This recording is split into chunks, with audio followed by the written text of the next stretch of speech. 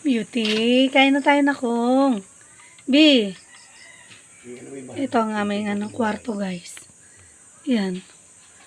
Aming kwarto. Ang cute-cute niya. Ito yung mga gamit ko.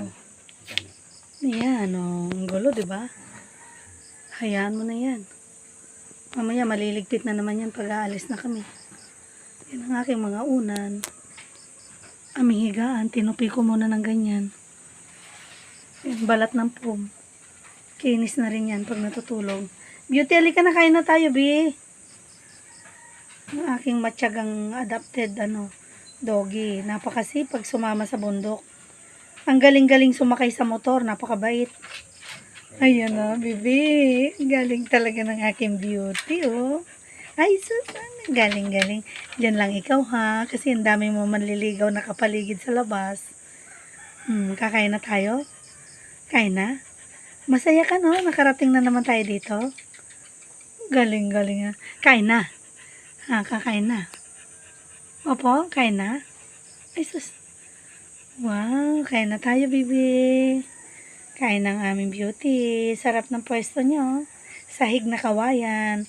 Tapos pumapasok-pasok din yung konting mga hangin. O, diba? Cute-cute ng ating kwarto. Pwede nang higaan ng ganda-ganda na yan sa akin. Yan, simple lang naman ako. Gusto ko nga, ang gusto ko talaga sa bahay, guys. Bahay kubo lang. Yan kaso, gawa ng mga maraming anay. Talagang pag may budget, mapipilitan ka talagang gawing bato. Semento. Pero kung ako lang sanang masusunod kung wala yung mga anay, gusto ko talaga kawayan lang. Kasi malamig ang kawayan.